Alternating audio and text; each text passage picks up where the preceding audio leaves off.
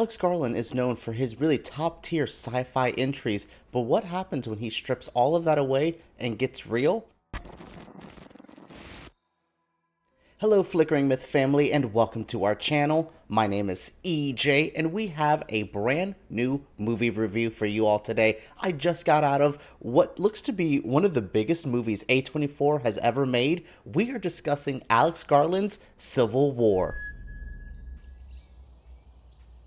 To be quite frank with you, I believe this movie is maybe a little too above my pay grade, a little too intellectual for my own personal liking. Look at the background. There's Ken, there's Chucky, there's John Waters back here. I truly like the more ridiculous, the more over-the-top in films. I actually really like Alex Garland as a director. He's done Ex Machina, Annihilation. This is a filmmaker. He also did Men. Maybe best to not leave that one into the group of Alex Garland movies, but overall it's a filmmaker I enjoy. So what happens when he strips away what I believe is his usual high concept, really over-the-top, fantastical, weird sci-fi epics? Well, he goes very real with Civil War.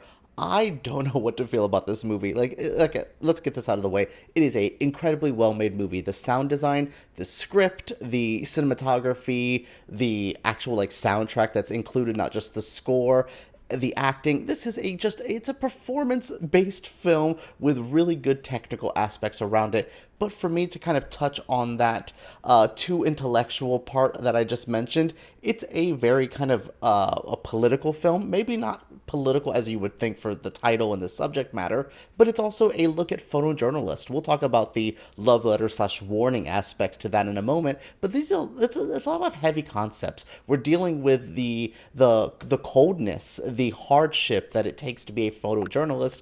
In this landscape, we're also dealing with an America that is the most divided, the most split, the most chaotic it's ever been.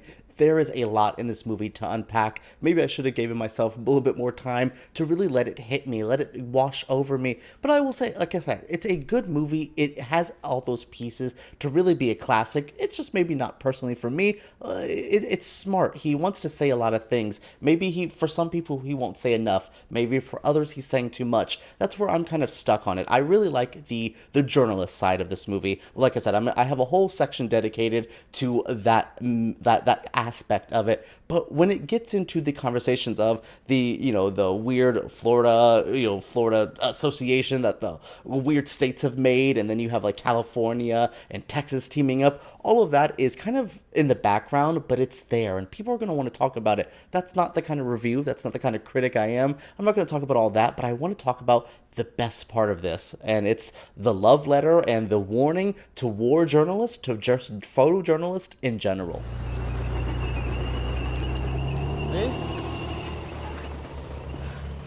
Let's go.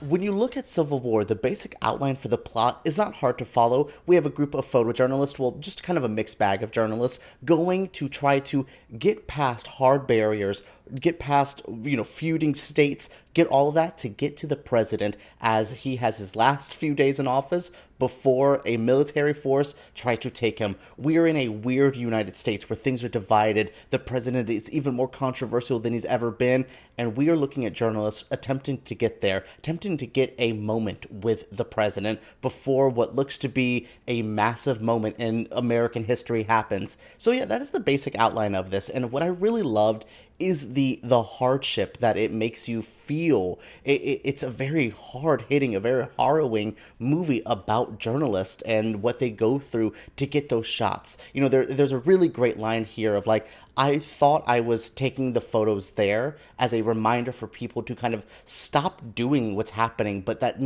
I went through all these wars, I went through all these challenges, and it's never changed in anything. We're even in an even worse spot now. I think that's really interesting because photojournalists specifically, especially war journalists, have this duty to capture the worst of humanity at times and kind of depict it to the world, and they're not even, I don't want to say they're not allowed to have political feelings and their own beliefs, but they're just supposed to be these neutral people depicting crazy, gross, insane, hard-hitting moments in our lives, and there needs to be a detachment. And I think the movie, Alex Garland specifically, wants you to almost feel as detached, as cold as these journalists are, but we're not. So we're seeing these things unfold, and as much as it feels like he respects these journalists and the hard-hitting stuff that they do, it also seems like a warning of like, this is not for everyone. This is not even for you. You think you can handle this?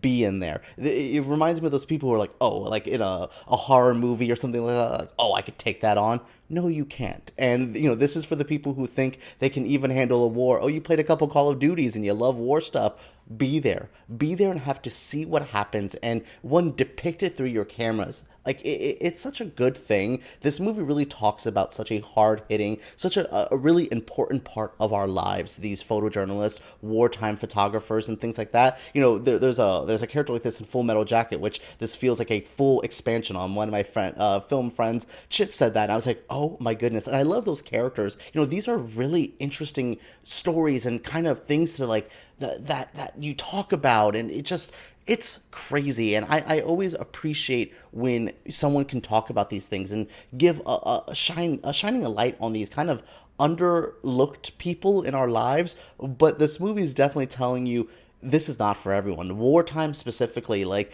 it's not going to be easy. It's not going to be talking about it, capturing it. You think it's hard to live it, but being these kind of figures and how they feel about stuff, and sometimes they feel a little too cold and too detached from these moments. And then we're seeing a younger photographer named Jessie.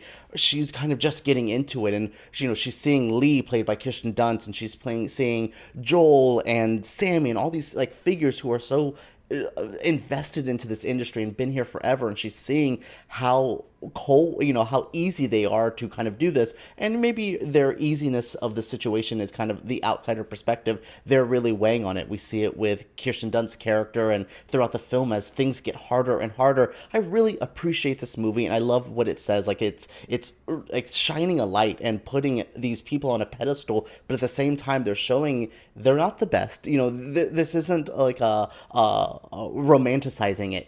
I love that. I love that it puts them on a pedestal, but it's not telling you want to be on that pedestal. These people are impressive, and what they do is wild and crazy, but you don't want to be them. It's not an easy life, and I think that's it was a hard balance to find, and I think they balanced it really well. As I mentioned, this movie stars Kirsten Dunst as Lee, Wagner Moura as Joel, we have Cailee Spaeny as Jessie, and Stephen McKinley Henderson playing Sammy. My goodness, what a great cast. Everyone played their roles amazingly well. I would say Alex Garland and A24 would love this to be an awards contender. So what would I look at as the prestige awards chances? I think sound design.